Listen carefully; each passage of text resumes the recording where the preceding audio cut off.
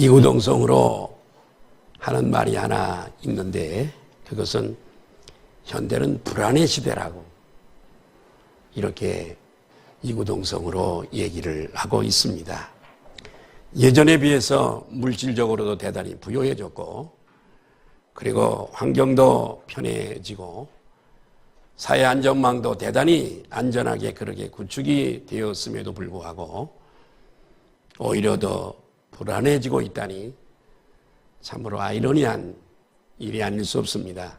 10대에는 학업과 입시 때문에 대단히 불안하고 20대는 취업 때문에 대단히 불안하고 30대는 결혼과 출산 때문에 대단히 불안하다고 합니다. 40대 이상은 직장 문제, 사업 문제, 노후 문제와 암 환자가 대단히 속출하는 시대 속에서 이 건강 문제 등으로 대단히 불안한 시대라고 이렇게 학자들이 이구동성으로 말하고 있습니다.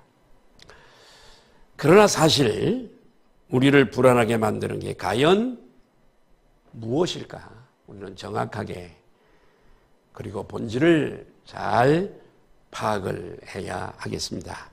그것은 문제 자체보다도 문제 자체가 아닙니다. 문제를 바라보는 태도, 즉 우리의 마음의 자세가 문제인 줄로 믿습니다. 제2차 세계대전 때에 미군 전사자가 약 30만 정도였다고 합니다. 많이 죽었죠?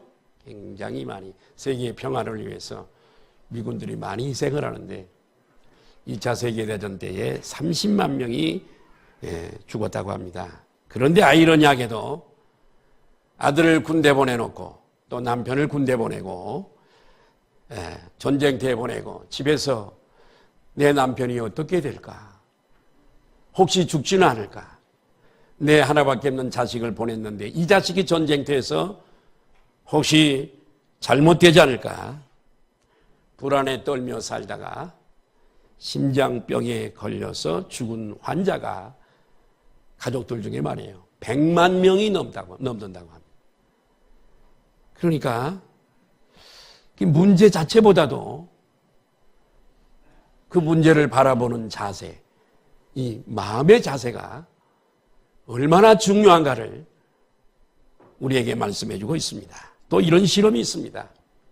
쥐 100마리를 철장 안에 가두어 두었습니다. 규칙적으로 밥도 주고 물도 주고 이렇게 가두어 두고 이 철장 밖에 고양이를 한 마리 이렇게 줄로 묶어매서 거기다 두었습니다. 이 고양이는 철장 때문에 안에 있는 쥐를 절대 해할 수가 없습니다. 100일 후에 보니까 많은 쥐들이 죽고 말았습니다. 그래서 이 쥐의 시체를 해부해 보았더니 거의 모든 쥐가 심장마비, 암, 이장병으로 죽었다라고 하는 사실이죠. 그러니까 이 두려움과 불안의 문제는 문제 자체보다도 마음가짐의 문제가 얼마나 심각한가를 우리들에게 가르쳐주고 있습니다. 이 고양이 모습만 밖에 있는 공격하지 못하는데 그 모습만 보아도 두려워서 병에 걸려 죽었다고 하는 거지요.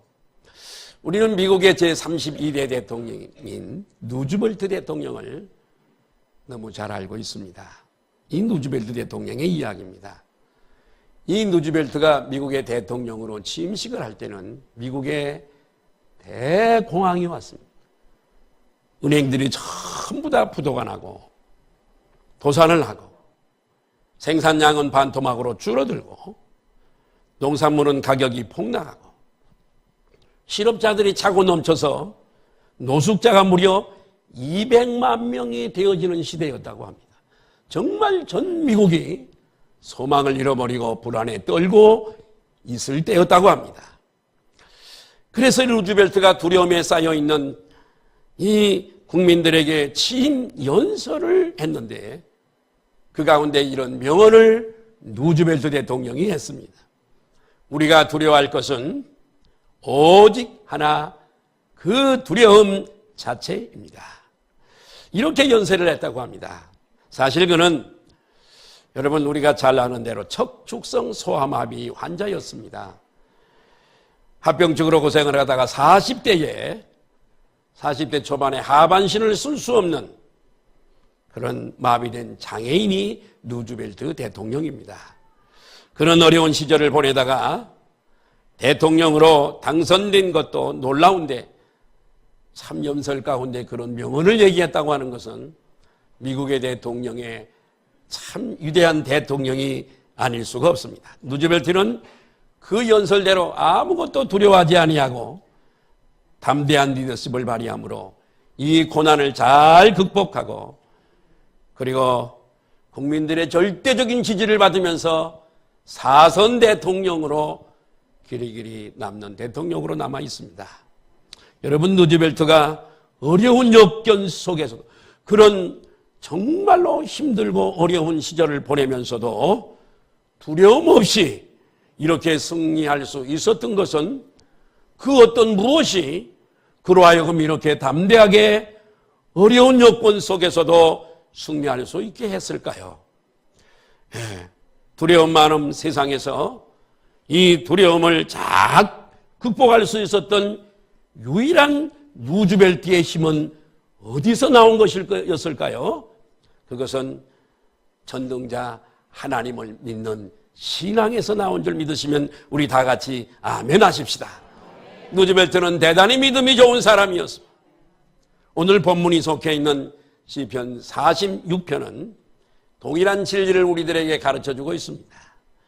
부디 시간에 오늘 증거되는 말씀을 통해서 복이 되시기를 바라고 전능하신 하나님을 절대적으로 믿는 신앙으로 무장하셔서 인생길에서 우리에게 밀려오는 두려움, 불안, 염려 이 모든 것에서 승리하시는 저와 여러분 되시기를 예수님의 이름으로 축복합니다. 시편 46편의 시는 종교개혁자 말틴 루터가 애송한 것으로 유명한 장입니다. 그가 종교개혁의 기치로 들었을 때에 얼마나 많은 환란이 그에게 왔는지 모릅니다. 여러분 붙잡히면은 화형을 당할 수밖에 없고 죽임을 당할 수밖에 없었는데 특별히 황제도 교황도 그를 보호하지 않았습니다. 이단으로 정죄해서 잡아서 죽이려고 했습니다. 그를 파괴하고 이단으로 죽이려고 이렇게 했을 때에 참으로 사실은 그가 이런 종교개혁의 기치를 들기 전에 그런 신학대학교 교수였습니다. 교수의 당시의 대우는 대단히 좋았습니다, 여러분. 그래서 그 받는 페이를 가지고 충분히 가족들이 그렇게 재밌게 오손도손 행복하게 살 수 있는 그런 환경이었습니다. 얼마든지 편하게 살 수 있었는데 그런 성경을 로마서와 시편을 학생들에게 가르치면서 도무지 이 로만 캐톨릭 교회가 얼마나 타락했는가를, 교리적으로 얼마나 잘못됐는가를 여실히 깨닫게 되었습니다. 그래서 그런 종교개혁을 주창했지만은 연약한 인간인지라 종교개혁을 진행하면서 눈앞의 현실이 너무나 두려웠습니다. 그를 죽이려고 하는 사람들이 얼마나 많은지 밤중에 피난을 다니고 도망을 다니고 그러면서 종교개혁의 기치를 높이 들었습니다. 자, 두려움이 밀려올 때마다 루터는 멜랑인 토지라고 하는 동료 종교개혁자가 있었는데 그에게 이런 말을 했습니다. 여보게, 우리 시편 46편을 애송하세. 그러면서 같이 시편 46편을 애송했다고 합니다.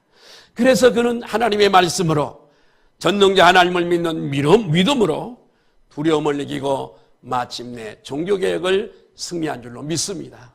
그 덕분에 우리는 이렇게 예수 그리스도를 자유롭게 믿고 참 하나님을 믿게 된 줄로 믿습니다. 이 시를 기초로 한 찬송시가 하나 있는데 그게 찬송가 585장 내주는 강한 성이여라고 하는 찬송을 작시하게 된 것을 우리는 잘 알고 있습니다. 저는 오늘 이 말씀을 근거로 해서 세 가지를 좀 말씀을 드리려고 그런데, 첫째로 세상은 환난이 가득한 세상입니다. 우리 인생길에서 이 환난이 우리에게 얼마나 밀려오는지 모릅니다. 지평기자는 이 시에서 세상은 환난이 가득한 세상이다 이렇게 말씀을 하고 있습니다. 여러분, 그런 가운데 과연 이 환난이 많은 세상에서 피난처가 어디인가? 오직 전능자 하나님만이 나의 피난처라고 우리에게 가르쳐주고 있습니다. 정말 이 세상에는 그 어디에도 완전한 피난처는 전혀 없습니다. 사람들이 오해하고 또 잘못 생각하고 반하기 때문에 여기저기 피난처를 찾으려고 애를 쓰면서 때로는 무당집에도 가고 점쟁이 집에도 가고 철학관도 가고 이렇게 피난처를 찾으려고 애를 씁니다마는 그 모든 노력은 다 헛것입니다. 심지어 하나님을 믿노라 하는 사람들 중에서도 하나님을 제쳐놓고 엉뚱한 데서 피난처를 찾으려고 길을 쓰지만은 결국에 남는 것은 후회밖에 안 남게 되어지는 것입니다. 여러분, 우리가 잘 아는 다윗을 왕을 좀 보시죠. 다비드 왕인데요. 이 다윗 왕은 대단히 믿음이 좋은 왕이었습니다. 하나님께서도 그를 늘 칭찬하셨는데 허물이 있음에도 불구하고 늘 그를 칭찬했는데 이새의 아들 다윗을 만나니 내 마음에 합한 자다. 늘 하나님을 기쁘시게 하는 다윗이라고 그렇게 칭찬을 했는데요. 그런데 이 훌륭한 신앙이었음에도 불구하고 사울 임금에게 쫓겨다니는 현실이 너무나 힘들었습니다. 오랜 시간 동안에 쫓겨다니다 보니까 어느 순간에 이 두려움에 사로잡힌 나머지 착각을 하게 되어집니다. 이 두려움에 마비되면 온전한 판단을 할 수가 없거든요. 사울 왕을 피해 다니는 현실이 너무 힘들어서 두려움이 엄습해오는 순간에 그가 오판을 하게 되어지는데 사무엘상 27장 1절을 보실까요? 시작. 다윗이 그 마음에 생각하기를 인간의 생각이죠. 그 다음에 시작. 내가 후일에는 사울의 손에 붙잡히리니 블레셋 사람들의 땅으로 피하여 들어가는 것이 좋으리로다. 사울이 이스라엘 온 영토 내에서 다시 나를 찾다가 단념하리니 내가 그의 손에서 벗어나리라 하고, 그는 신앙이 아니라 머리로 계산을 했습니다. 국경을 넘어 블레셋 땅으로 가면 사울 왕의 위협에서 벗어날 수 있으리라 이렇게 생각을 했습니다. 판단 미스였습니다. 결국 그는 수많은 군사들을, 수백 명 되는 군사들과 가족들을 데리고 블레셋 왕 아기스 왕에게 투항해서 그의 부하가 되어집니다. 아기스 왕의 부하가 되어집니다. 그래서 그는 시글락이라고 하는 성읍을 하나 얻게 되어집니다. 그 성읍에서 여러분 가족들과 군사들과 자식들 이렇게 살게 되어집니다. 살만했습니다. 그런데 여러분, 그렇게 됨으로 사울의 추격은 일단은 좀 피했지만은, 그러나 블레셋 왕에게 잘 보이고 아부해야 했습니다. 마치 이스라엘 사울 왕과 원수가 된 것처럼 가만히설 해야 되고 자꾸 거짓말을 해야 되고 충성을 또 이렇게 맹세해야 되고, 이렇게 하다 보니까 스스로 올가미에 쓰이게 되어졌습니다. 그러던 중에 이 블레셋 나라가 이스라엘을 징벌하기 위하여 전쟁을 일으키게 됐습니다. 이스라엘을 징벌하려 수많은 군사를 모집해서 이스라엘을 쳐들어가게 됐습니다. 그때 아기스 왕이 다윗에게 참전을 요구하게 됩니다. 너와 너 군사가 우리와 함께 참전하자. 여러분, 대단히 다윗도 고민했지 않겠어요? 다윗 왕이 어떤 믿음의 왕입니까? 그런데 가서 블레셋의 편이 되어서 자기 동족인 이스라엘과 전쟁에서 죽을 수 있는 그런 사람이 아닙니다. 여러분, 어떻게 해야 될까요? 다행히 하나님께서 역사하시죠. 여러분, 우리에게 피할 길을 주시고 항상 우리를 지키시고 보호하시는 하나님인 줄 믿으시면 아멘 하십시다. 다행히 전쟁터에 나가게 됐습니다. 같이 참전을 하게 되어집니다. 자, 전쟁이 붙기 일보 직전에 여러분, 다행히 이 아기스 왕의 신하들이 이렇게 얘기합니다. 왕이여, 저희 이스라엘의 장군, 저 장군이 저 많은 군사들과 함께 우리와 지금 함께하고 있지만 제가 돌아서면 우리는 심각한 피해를 당하게 됩니다. 믿을 수 없습니다. 그러니 차라리 회군해서 시글락성으로 다시 돌려보내십시오. 이렇게 얘기를 하자 야기스 왕이 가만히 들어보니까 그것도 틀린 얘기는 아니란 말이죠. 그래서 다윗을 불러서 너는 전쟁에 참석하지 마. 참여하지 마. 너 군사들 빼서 회군해. 이래서 하나님께서 피할 길을 주신 줄로 믿습니다. 사실은 말이에요. 이 전쟁에서 누가 죽냐 그러면 사울 왕이 죽게 전사하게 되어지지요. 이 전쟁에서 사울 왕이 죽게 되어집니다. 자살하죠? 여러분, 자, 죽게 되어지는데 만약에 다윗이 가서 그 전쟁에서 사울이 죽었다? 어떻게 그 나라의 왕이 다윗이 될 수 있겠어요? 하나님께서는 철저한 언약과 섭리를 가지시고 언약대로 이루시는 분이시고 이경을 당할 때 피할 길을 주시는 철저히 역사하시는 하나님이심을 믿으시기를 바랍니다. 이래서 여러분 회군을 하게 되어집니다. 시글락으로 돌아갔습니다. 자기들이 살던 성읍이지요.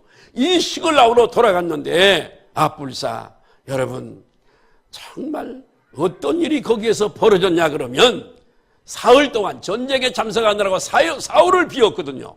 이 사흘을 비우는 동안에 아말렉, 여러분 모세가 광야에서 이스라엘 백성들을 이끌고 가나안 땅을 갈 때에 르비딤이라고 하는 곳에서 아말렉과 전쟁을 하게 되어집니다. 그 전쟁했던 그 아말렉 족속이죠. 이 아말렉이 약탈하는 족속입니다. 그래서 이 시글락성에 침략을 해서 다 불살라 버립니다. 그리고 거기 여자들, 어린아이들을 다 붙잡아서 가게 되어지죠. 3일 동안에 이런 일이 벌어지게 된 겁니다. 예. 그래서 다윗의 부하들이 항의를 합니다. 이 처참한 광경을 목격한 다윗의 부하들이 다윗에게 대듭니다.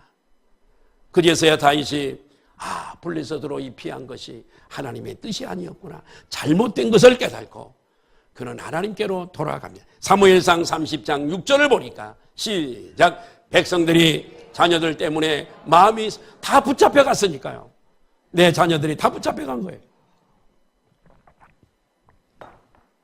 마음이 슬퍼서 시작. 다윗을 돌로 치자 하니 다윗이 크게 다급하였으나 그의 하나님 여호와를 힘입고 용기를 따라합시다. 하나님은 나의 피난처.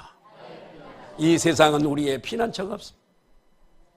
이경을 당했을 때, 어려움을 당할 때에 사람은 위로가 되지 못합니다. 사람은 절대 우리의 피난처가 될 수 없습니다. 오직 그때 우리가 피해야 할 피난처는 다윗처럼 하나님이신 줄로 믿습니다.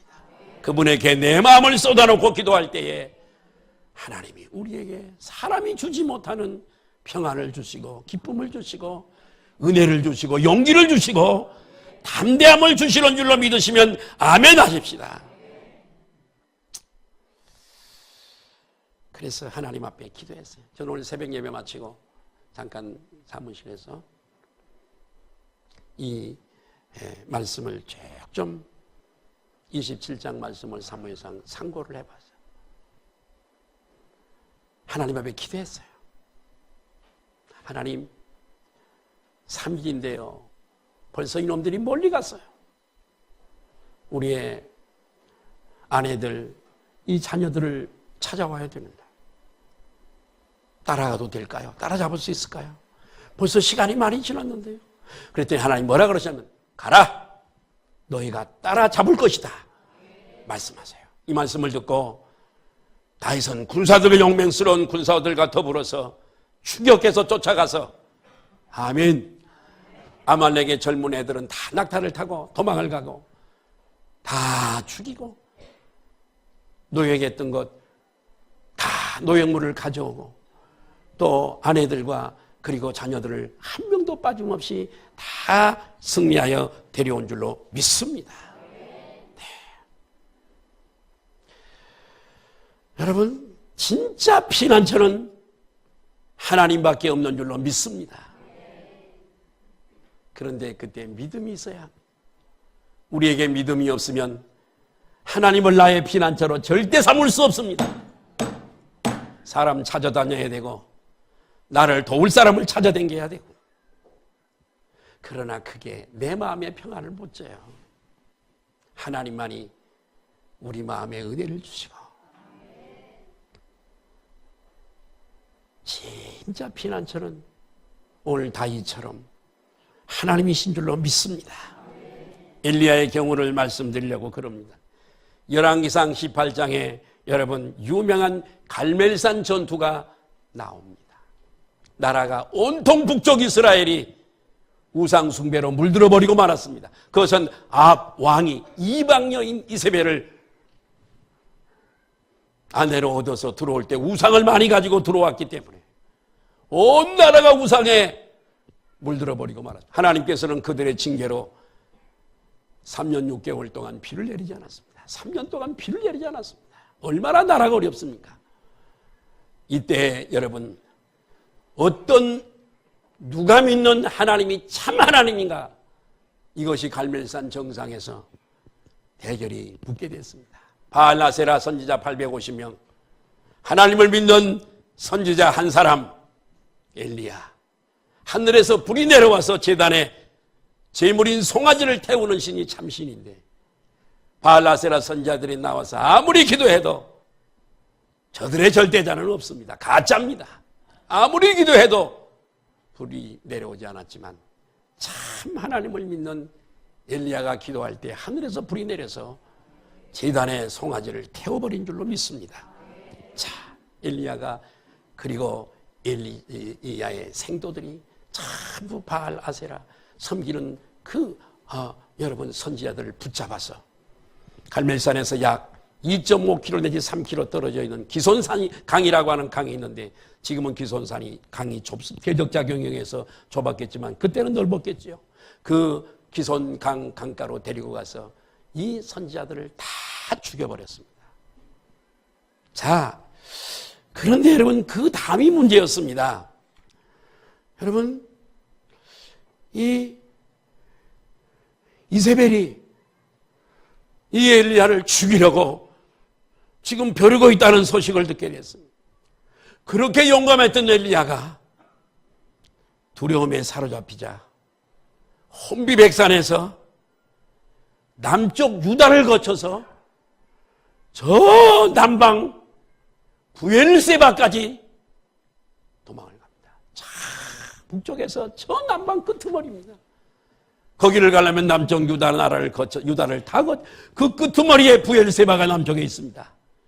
거기까지 가서 노뎀나무 아래에서 하나님 앞에 내 목숨 걷어가 달라고 죽기를 소원했습니다. 그때 하나님께서 천사를 보내셔서 할렐루야 먹을 것과 마실 것을 주시고 잠을 푹 재워주셨습니다. 그리고 말씀으로 엘리야를 격려하셨습니다. 그리고 그를 호렙산으로 보내시고 거기서도 말씀으로 새 힘을 주시고 이렇게 해서 제기를 했고 엘리야를 통한 하나님의 사명을 다 이루도록 하나님께서 역사해 주셨습니다.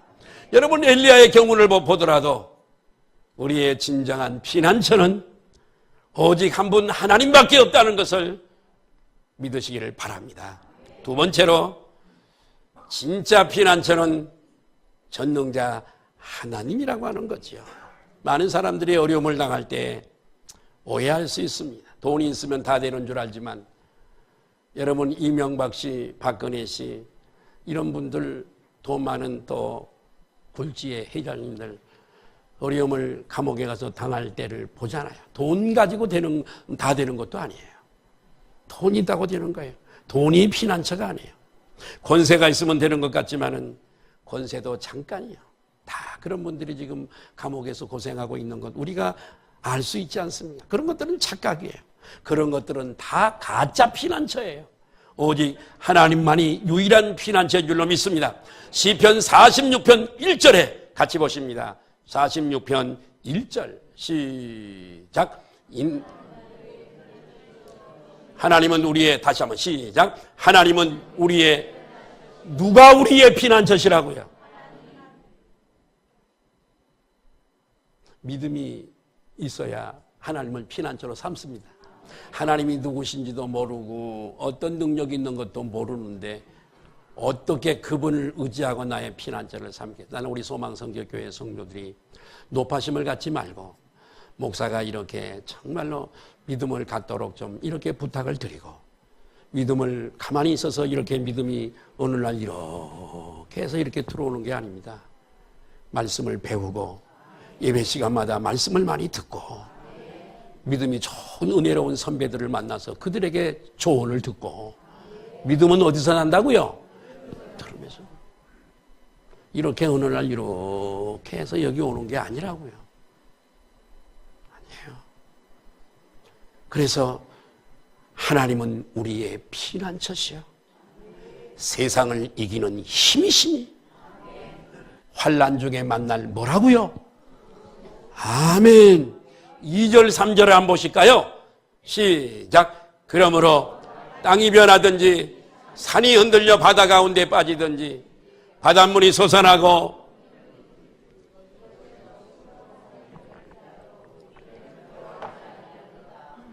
아멘. 하늘과 땅이 뒤죽박죽되면 얼마나 무섭겠습니까?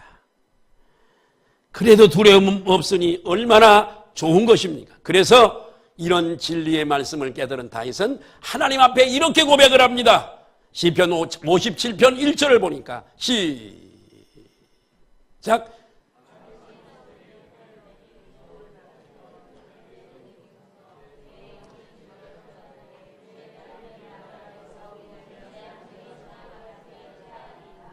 하나님이여 내게 은혜를 베푸소서.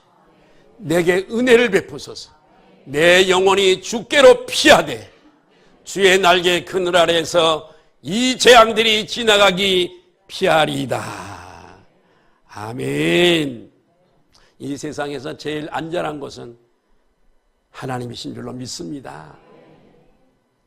또한 우리 예수님도 우리와 함께 하시면서 이런 약속을 해주셨어요. 요한복음 16장 33절에 보니까 시작. 이것을 너희에게 이르는 것은 너희로 내 안에서 평안을 누리게 하려 함이라. 세상에서는 너희가 환난을 당하지만 담대하라. 우리 택한 백성들이 궁극적으로 승리한다는 얘기예요? 실패한다는 얘기예요? 승리한다. 담대하라. 내가 세상을 이겨놨다. 너는 내 안에만 있으면 승리하게 돼 있어. 이 말씀이거든요. 바울도 이렇게 외쳐요. 로마서 8장 31절 32절에 보니까 시작. 우리가 무슨 말하리요? 만일 하나님이 우리를 이해하시면 누가 우리를 대적하리요? 자기 아들을 아끼지 아니하시고 우리 모든 사람을 위하여 내주신 이가 어찌 그 아들과 함께 모든 것을 우리에게 주시지 아니하겠느냐. 하나님의 아들 예수 그리스도를 이 땅에 보내시고 우리를 살리기 위해서 십자가에 내주시고 죽이신 부활시키신 하나님이 얼마나 우리를 알뜰하게 챙기시고 지켜주시고 보호하시겠느냐 이 말씀이잖아요. 아들을 주시니까 뭘 아끼겠어 이 말씀이잖아요. 로마서 8장 37절 한번 보실까요? 시작. 그러나 모든 일에 할렐루야 우리 믿음을 가지시기를 바라요. 이 모든 일에 우리를 사랑하시는 예수님으로 말미암아 우리가 넉넉히 겨우 이긴다고요. 넉넉히 이긴대요. 우리 옆에 분들 한번 인사할까요? 혹시 좋으시는 분이 계실까 봐. 우리가 그런 사람입니다. 넉넉히 이긴대요. 아니, 이 말씀을 붙드시기를 바라요. 환난이 올 때도 이 말씀을 붙드세요. 세상에서 네가 환난을 당하나 담대하라. 내가 세상을 이겼노라. 너희가 넉넉히 이기느니라. 참 얼마나 감사한지 알 수가 없습니다. 아까 우리가 동영상 봤잖아요. 우리 눈에는 보이지 않지만 하나님이 우리를 지켜주시고 피할 길을 주시고 아까 다윗에게 피할 길을 주신 것처럼 그래서 오늘 이렇게 우리가 존재하는 줄 믿습니다. 세 번째는 하나님을 피난처로 살아가는 하나님의 성도들의 모습입니다. 같이 한번 읽을까요? 시작. 하나님을 피난처로 삼은 성도들의 모습. 이렇게 피난처로 삼은 성도들을 좀 보자 이거지요. 시편 기자는 피난처 되시는 하나님이 계시기 때문에 흔들림 없이 평안을 누릴 수 있음을 이렇게 노래합니다. 시편 46편 5절 시작. 하나님이 그 성중에 계심에 성이 흔들리지 아니할 것이라. 새벽에 하나님이 왜 성이 안 흔들리죠? 하나님이 거기에 임재해 있기 때문에, 하나님이 계시기 때문인 줄로 믿습니다. 저는 성경에 가장 용기 있는 몇 사람을 좀 소개하고 마치려고 그러는데요. 근데 이 성경에 용기 있는 위대한 위인들은요, 다 하나님을 피난처로 삼은 사람들이에요. 생명을 내던져 버리죠. 그분을 피난처로 삼고. 다니엘의 세 친구 이름이 뭐지요? 사드락과 메삭과 아벤노고입니다. 여러분, 이 바벨론의 느부갓네살 왕이, 느부갓네살 대왕이에요. 바벨론의 대왕입니다. 금신상을 만들어 놓고 거기에 절하래요. 이런 원명을 내렸지만은 세 친구는 거부합니다. 그 폭군 앞에 끌려갔지만은 풀무불에 쳐 넣는다고 하는 그런 엄포 속에서도 요동하지 않고 당당히 말합니다. 자, 다니엘서 3장 16절을 보실까요? 3장 16절. 다니엘서 3장 16 시작. 사드락과 메삭과 아벤노가가 왕에게 대답하여 이르되 느부갓네살이여, 우리가 이 일에 대하여 왕에게 대답할 필요가 없나이다. 아멘. 그들은 피난처 되시는 전능자 하나님을 의지했기 때문에 이렇게 당당한 거예요. 그 폭군 느부갓네살 왕 앞에 담대하게 이렇게 얘기하는 겁니다. 왜요? 하나님을 나의 피난처로 삼았기 때문에 그렇습니다. 예, 결국 풀무불에 던져지게 됩니다마는 하나님께서 천사를 보내가지고 하나님의 사자가 와서 보호함으로 머리털 하나 상함이 없었다라고 성경은 얘기하고 있습니다. 왕이 놀라가지고, 느부갓네살 왕이 놀라가지고 하나님을 찬양하고 바벨론 온 백성들에게 하나님 믿으라고 선포한 줄로 믿습니다. 다니엘의 세 친구를 말씀드렸고, 다니엘을 잠깐 말씀을 드리면 다리오 왕 시대에 그때에 있었던 이 일인데요. 3명의 총리가 있었습니다. 이 효율적인 3명의 총리가 있었지만은 다 그냥 빈들빈들 놀고 이 일을 잘 못했던 모양이죠. 그래서 여러분, 비효율적이었는지 몰라도 다니엘 한 사람을 단일 총리를 세우려고 왕이 결심을 했습니다. 워낙 잘하고 머리가 좋으니까요. 이 계획을 알게 된 다른 이제 세력들이 다니엘 제거 작전에 돌입을 하게 됩니다.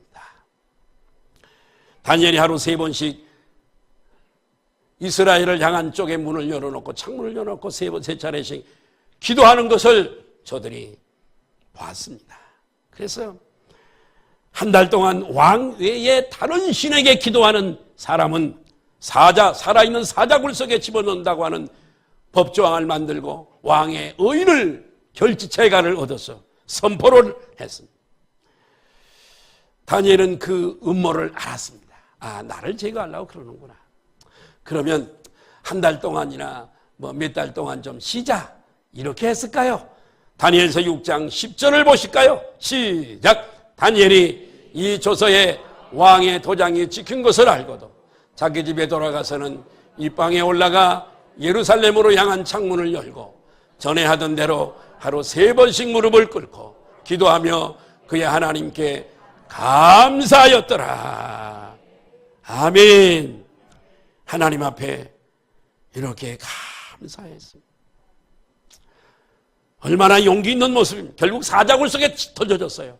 그 하나님께서 천사를 보내서 사자의 입을 봉하시고 털끝 하나 상하지 않게 조처하신 줄로 믿습니다. 전모를 파악한 다리오 왕이 대신 원수를 갚아주고 다니엘을 단일 총리로 세운 줄로 믿습니다. 시편 기자는 이어서 하나님을 찬양합니다. 시편 46편 10절을 보실까요? 시작. 이러시기를 너희들은 할 일이 없어. 가만히 있어. 시작. 내가 하나님 됨을 알지어다. 내가 문나라 중에서 높임을 받으리라. 내가 세계 중에서 높임을 받으리로 하시니라. 피난처 되시는 하나님을 만방에 그리고 만민에게 증거하라고 하는 말씀이지요. 이 말씀 드리고 마치려고 그럽니다. 소설 대지로 유명한 펄벅 여사를 우리는 너무 잘 알고 있습니다. 1938년에 노벨 문학상을 수상한 사람입니다. 우리 이 펄벅 여사는요, 우리나라와 깊은 인연을 맺었습니다. 그래서 우리 한국을 너무 좋아해가지고 이름을 박진주라고 지었습니다. 그리고 6.25 때 혼혈 이후에 혼혈 아들을 이렇게 많이 돕고 그런 재단을 설립했습니다. 그리고 지금은 다문화, 지금도 이 펄벅 재단에서 우리나라의 다문화 아동들을 지금도 절대적으로 돕고 있습니다. 그가 어린 시절에 선교사인 부모님을 따라 중국에 갔습니다. 중국에 가서 거기서 많이 자랐습니다. 어느 해 여러분 심각한 그 중국에 가뭄이 들었습니다. 그런데 여러분 아버지가 이 교육 사역을 위해서 먼 지방에 출타를 했습니다. 이 집안에는 어머니 엄마와 어린 펄벅만 남아 있었습니다. 그런데 누가 와서 일러주는 거예요. 동네 사람들이, 이 마을 사람들이 전부 몽둥이를 들고 이 집을 지금 기습하기 위해서 온다는 거예요. 그 소리를 들은 이 어머니가 나중에 알고 보니까 왜 그런가 했더니 나중에 알고 보니까 그 가뭄이 심각한 것이 멀쩡한 동네에 백인들이 들어와 살기 때문에 이게 뭐 신이 노해가지고 지금 이런 가뭄을 준다. 그래가지고 지금 이 백인들 선교사 가족을 다 죽이려고 했던 거지요. 그래서 그 소식을 딱 듣고 전해들은 어머니는 집안에 있는 찻잔들을 전부 다 내놨습니다. 찻잔들을 모두 꺼내놓고 케이크와 가위를 잘 대접을 했습니다.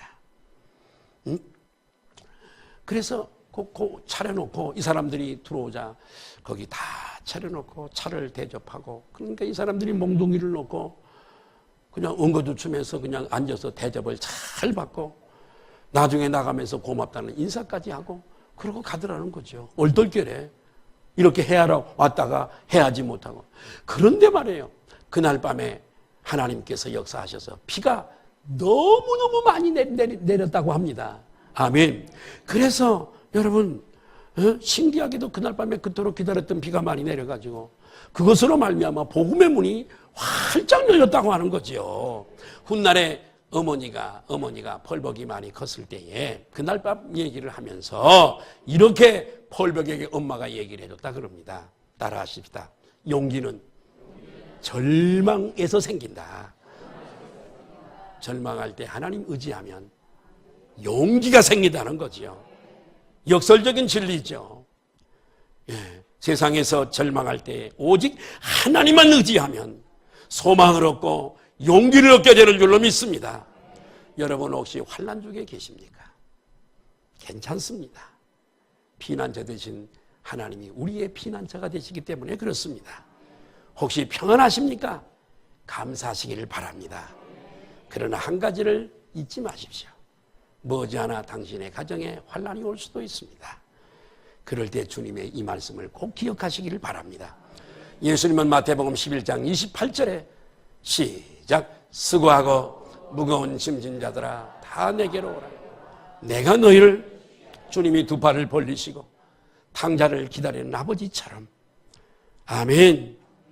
여러분, 우리를 기다리시는 줄로 믿습니다. 환난이 오고 어려움이 올 때 딴 데 기웃거리지 마시고 오직 하나님께 나가시기를 바라요. 아무쪼록 하나님은 나의 피난처, 이 신앙으로 담대히 두려울 것이 많은, 환난이 많은 세상에서 우리 소망성교교회 성도들은 어떤 일을 당해도 항상 승리하시기를 예수님의 이름으로 축복합니다. 옆에 분들 한번 인사할까요? 담대하십시오. 할렐루야. 기도하시겠습니다.